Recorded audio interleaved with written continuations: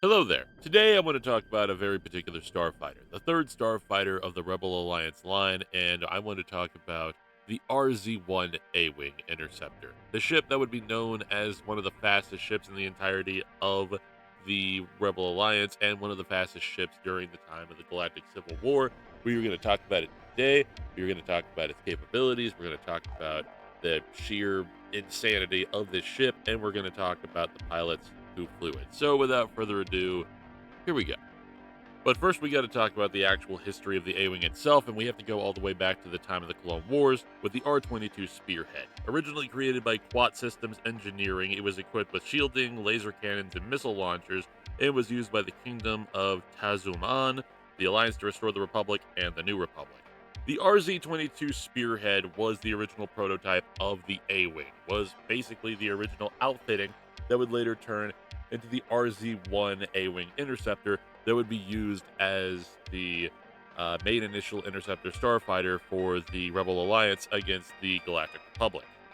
Basically, the short story of the R-22 Interceptor was simply the fact that they created it to replace the Aether Sprite Delta 7 class light interceptor ships that were used by the Jedi Order. Their idea was to have the R-22s, introduce them to the Galactic Republic, and maybe have them replace the Aether Sprites for the new ships for the Jedi Order. But unfortunately, because of the mass production of the R-22s costing an arm and a leg, the Empire instead rejected it and decided to go with the Cinear Fleet Systems TIE Fighter line, and the entirety of the Kingdom of Tamuzan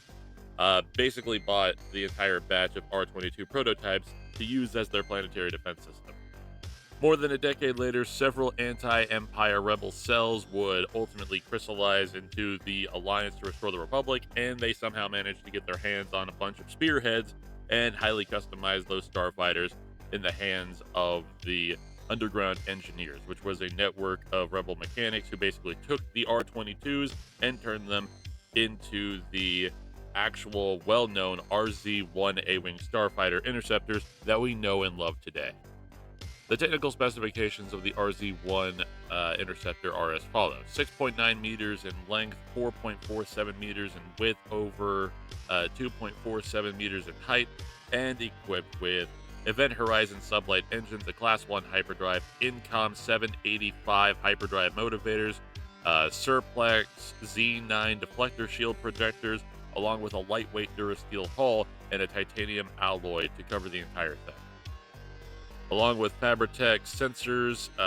different threat analysis grids, long range phase tachyon detection arrays, Fabritech tracking computers, holographic imaging systems, navigational computers, and phantom short range sensor jammers, as well as 2 laser cannons, 2 concussion missile launchers, and 12 concussion missiles on the ship itself, along with an ejector seat, enough room for 1 pilot without an astromech droid, 40 kilograms of cargo capacity, consumables from 1 week, and life support, as well as a communication system.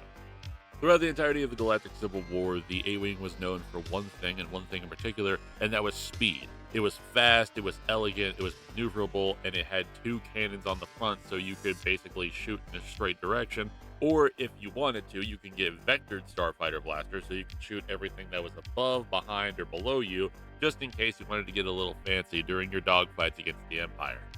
And of course, whenever it came to the A-Wing pilots, they were especially trained whenever it came to flying the A-Wings themselves, and whenever it came to specialty missions that they were going to be sent on because of the A-Wings' capabilities, like hit and run raids, capital ship strikes, and intelligence gathering, as well as reconnaissance. They were going to be sent out on literally every mission that you can probably think of whenever it came to the Rebel Alliance and whenever it came to the actual war against the Empire.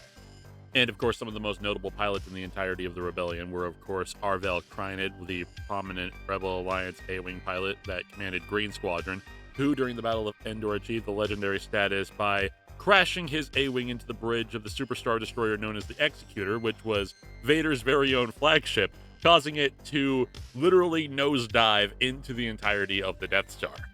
Then, of course, you had significant other pilots who also flew the A-Wing, like Harrison Dula, Ahsoka Tano, Wedge Antilles, who flew several A-Wings, as well as the X-Wing, Sabine Wren, Shara Bey, who was the actual mother of Poe Dameron, We had Derek Killivan, some other Green Squadron pilots, and also Jake Farrell, who went through the actual Death Star alongside Wedge Antilles and Lando Calrissian in the Millennium Falcon, and broke off with the group so he could try to distract a handful of TIE fighters and get them away from the actual ships that were going to the reactor core.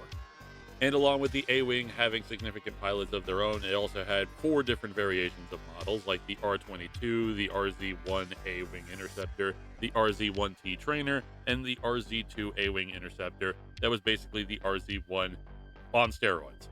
So I really hope you guys liked this video. I hope you guys really enjoyed the A-Wing. So if you guys don't mind, please hit that like button, hit that notification button, hit that subscribe button, hit every kind of button that you can, except for that dislike button, and I'll see you guys later.